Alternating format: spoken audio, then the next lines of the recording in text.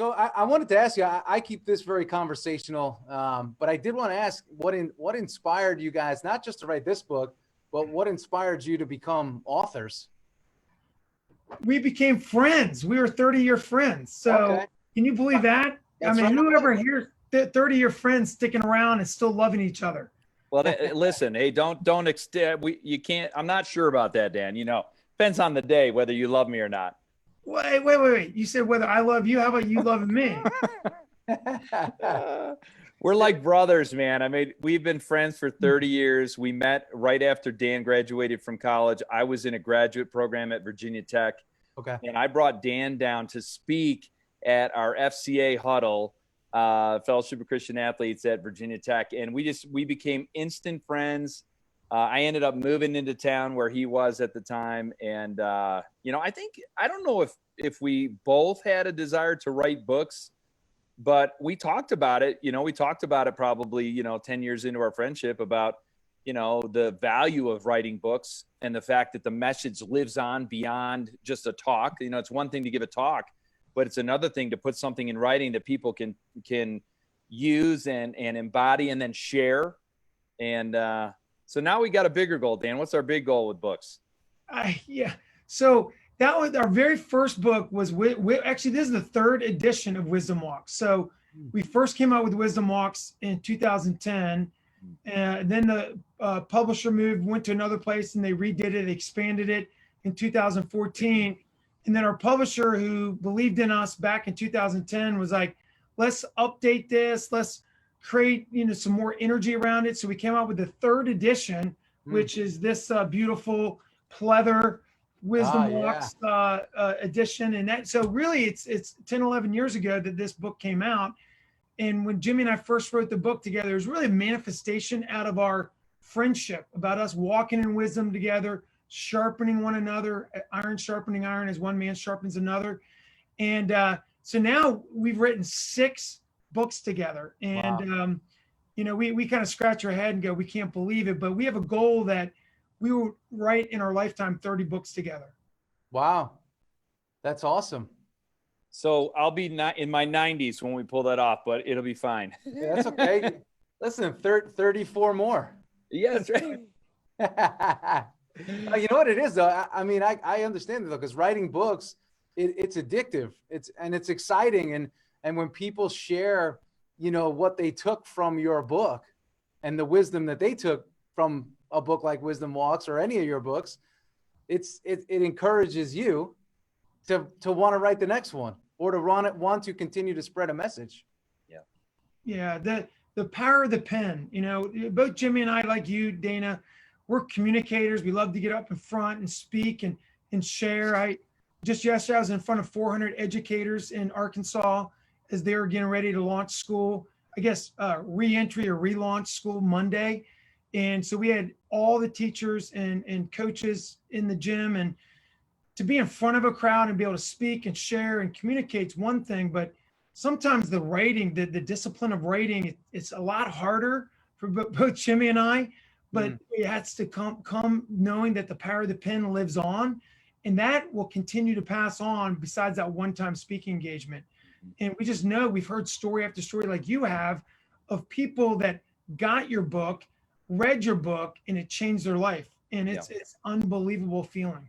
Yeah. Books, they have that power. And I agree with you guys, because I mean, going out and speaking, you almost feel like you connected with this group, and then you're leaving, and it's like, hey, wait, when are we going to connect again?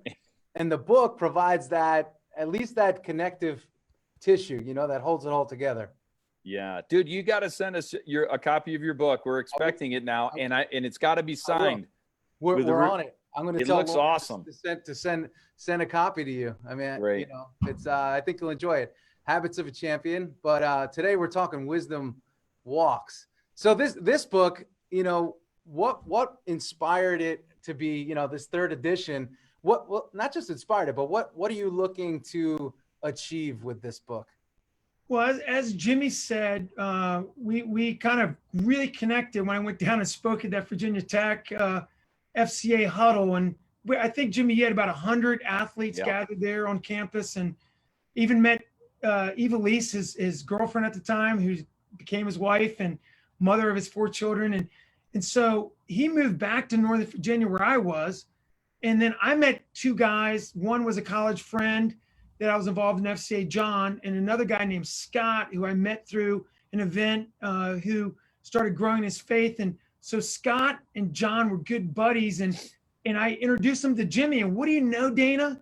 3 of them became roommates. So I got married and 3 of my best buddies were living in a townhouse together. I was like, hey, Jimmy, John, Scott, can I come and live with you guys? And my wife Dawn's like, I don't think that's going to work, you know? So little awkward. It would be a little awkward. I tried. It didn't work. You got to try in life.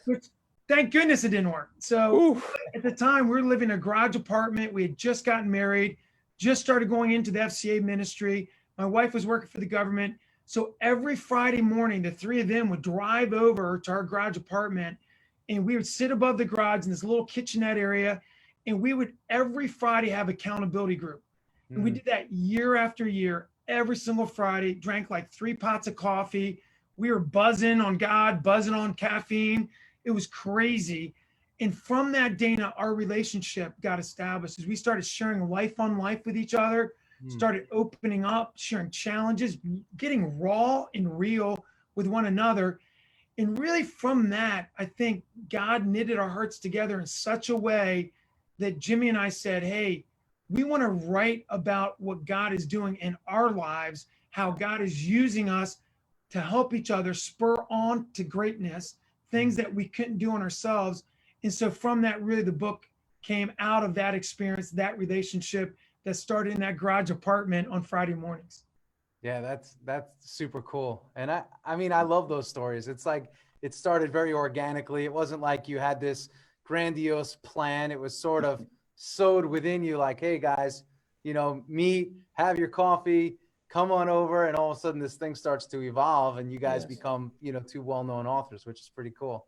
Well, and I'll tell you another element of this is, so as we started to do life together and experience marriages, kids, you know, trying to be a great dad, trying to fulfill our potential and our purpose in our career and the things that we were going to do, it really became, it was much less about holding each other accountable for doing the right things. It was more hold each other accountable for living your greatest life and experiencing your greatest potential and purpose that God has designed you for. And then that type of a relationship, the momentum that you get from that type of relationship, and then the conversations that you have around family, around faith, around all aspects of your life, we started to develop, hey, what are the core principles that are most important to navigating life well, so that in the end, you leave a great legacy behind you, you know, your values live on behind you, and you're set, you live with fewer regrets, and you accomplish more things than you ever thought possible. So that is where these, you know, it was originally 40 principles, and now we've expanded it to 52. And the idea was to help people in relationship develop their relationship with God and each other to live out their best life. And that's kind of, you know, where the 52 came from. Yeah. I tell you, it is calling out greatness in each other. So often we criticize, we cut down, but instead we decided, the 4 of us, that we're going to call out the greatness we saw in the other person that sometimes we didn't even see ourselves, right? And so, man, it just allowed us to be men of God that was beyond what we could do on our own. And so it was a beautiful thing. Yeah. I mean, I think people, I mean, they need that now more than ever. But, you know, I did see that one of my other good friends, Andy Pettit, you know, gave you guys a little bit of a testimonial there. And as you're speaking, he's actually a guy that I'm thinking about, because every morning on the road, we would go to breakfast together. And after our day games, we'd go to dinner together. And it was exactly that. It was all about encouragement, connectivity, and helping each other move to that next place. So it's huge, but I'm wondering why more people don't form these little groups. Well, I think there's risk, right? Mm-hmm. There's risk because when you form these relationships, everyone kind of wants to show each other your very best. So a lot of times we'll only let people into an arm's length, good relationship, good friendship. Of course, we love each other. But once you get beneath the surface and you start revealing some things of maybe some areas of struggle, maybe some challenges that you're facing that you don't want everybody to know about, but you do need somebody to know about so they can help you navigate through it. I think a lot of times people are a little bit cautious or afraid of getting beneath the surface and having a genuine, transparent, authentic relationship because there's risk. Will you judge me for my area of struggle? Will you look on me, in less favorable light? Will it affect how our friendship works? But when you have trust, Coach, you have trust, real trust, then you can get beneath the surface. And that's when the relationship really starts to become special, like I'm sure you had with Andy. Yeah. I agree with you. I just see so many topical relationships. And as you're speaking, it's sort of like, hey, how you doing? Good. But if I were to say I'm not doing good, it would probably be the same interaction with a lot of people. So I appreciate what you guys are putting out there with the book Wisdom Walks, because it's even some of the principles that I'm looking at. One of them is, hey, don't go at it alone. Yeah. And I tell you, Dana, it is what Jimmy just said, is that we impress with our strengths, but we connect around our weaknesses. But people aren't willing to take that risk to connect around weaknesses. No one wants to push the envelope and say, have you ever felt this way? Have you ever done this? Have you ever had these emotions? And I was the guy in our group that was the envelope pusher. Jimmy would tell you, I was the punching. I love, one of my personal life principles is you got to punch awkward in the face, right? Just punch in the face. And we sidestep awkward, but I just love to punch awkward in the face, step right into it. And so I would show up on Fridays, Dana, and I'd be like, hey guys, have you ever thought about this? Like, I just can't believe that as a follower of Jesus, I think like this way. And they're all look at me and they're quiet. I'm like, okay, I must be the only one that struggles with it. And it didn't matter to me. We'd leave him hanging, man. We'd leave him hanging as long as we could. And they would look at me, and of course, they'd go home, and next week they'll come back and they go, hey, Dan, remember when you shared, like, me too. We feel the same way. And I'm telling you, Dana, every single time as an envelope pusher that I've taken a risk to put it on the table, every time, 100%, without fail, me too. I've felt the same way. I've experienced the same things. I understand what you're going through every single time. Well, I think, again, the enemy wants to keep that in the darkness. God wants to bring it into the light, but we play this game to try to figure out, like, well, I'm going to keep it in the darkness and hopefully no one will find out. Yeah. And so I just seen God show up every single time when you're willing to put it on the table, being raw, being real, not just trying to be right, but being real. God uses that to bring trust and bring connectivity around it. And that's what wisdom walking is all about. I think it's fair to say that a lot of people, they're hiding themselves. And then they wonder why they're not living a great life or their best life. And there's so much freedom when you stop hiding. When you have to constantly think about all the things that you may be not revealing or that you're doing that nobody knows about, man, that's heavy, and I've lived that kind of life. Believe me, before my life took a turn of faith in Christ, where I received that forgiveness, that free gift of eternal life, I was trying to perform. I was trying to be good enough to earn God's favor. And I just remember getting worn out. Like on a good day, like I feel like I did the right things. I was good to people. All right, I'm good with God. And then on a day when I maybe made some bad decisions or did some things that weren't honoring to my friends or God or family, or maybe I was embarrassing to my family, whatever it was, then I felt like I was far from God. And I felt like, man, this performance of always trying to earn God's favor, just like you might try and earn your dad's favor or you earn your dad's love or your mom, whatever. In the end, it never works. It wears you out. So hiding is the same way. It's like, hey, stop trying to perform. Just be you. Yep. I love the scripture when it says that you are God's beloved. And then he goes on to say, you're his masterpiece. He's created you for greatness. He's designed you for making a difference for others. And if all of that's true, then I should walk in freedom. I should be who I am and not be satisfied with the areas that aren't where I want them to be. Maybe I'm trying to constantly strive to be a better person and to live up to my potential. But in the end, live with that freedom. And then, you know what? Honestly, you become more attractive to people because they know you're not hiding things, you know? Well, I think it's probably pretty exhausting to live the other way, because like you use the word performance. Yes. And anybody that's performed in athletics or on stage, I mean, how do you feel after that performance? You may feel excited, but you're also pretty drained.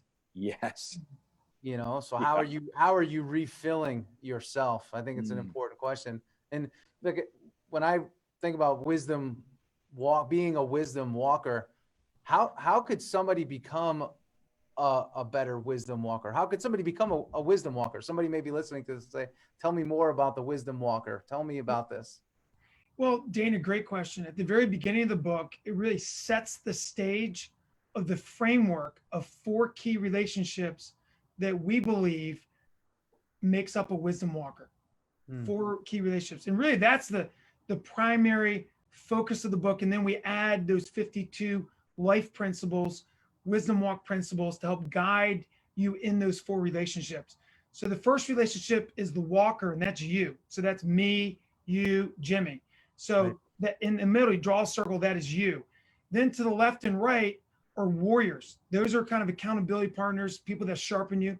Then above you is a watchman, someone that's on the wall looking out at a season beyond you that is investing in you, a mentor or discipler that's encouraging you and helping you be all that God has created you to be.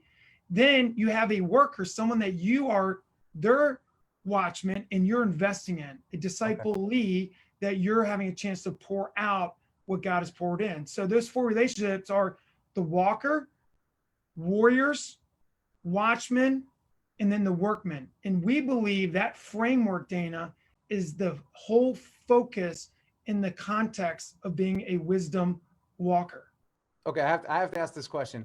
Where could somebody find a good watchman?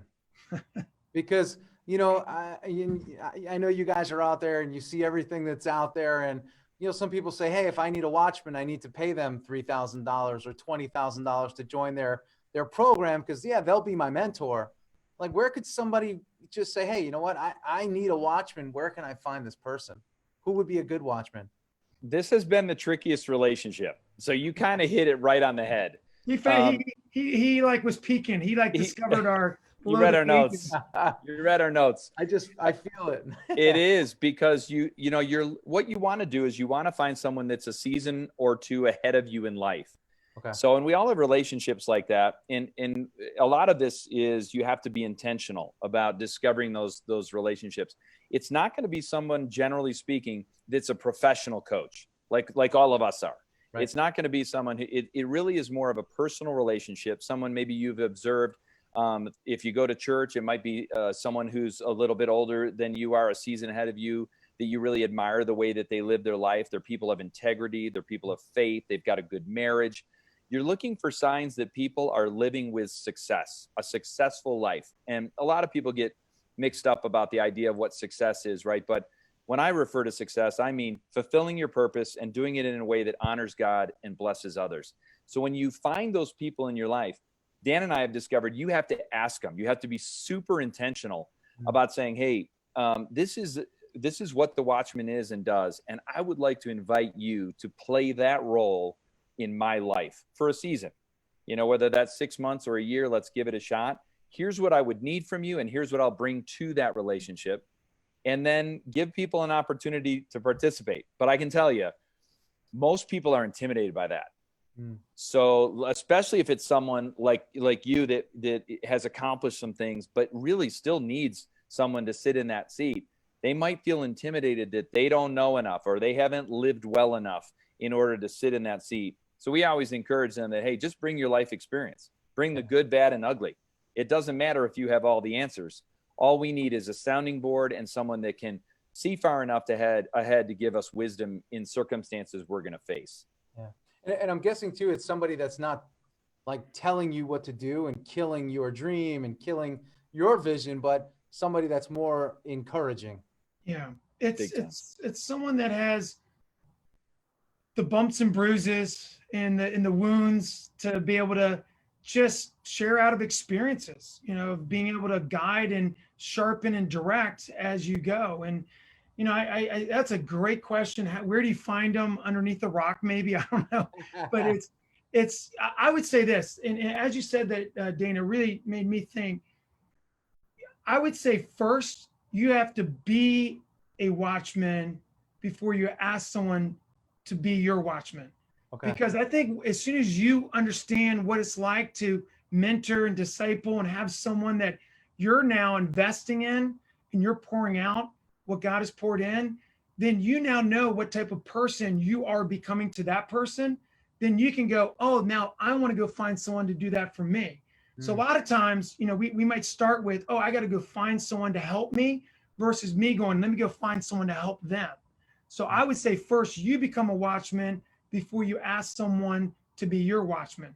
So I would say that's like step one. Number two is I would say notice, put your head on a swivel like a good athlete does, and look around and notice who are the men or women that you admire, that you would love for them to rub off on you, that you'd want to spend time with.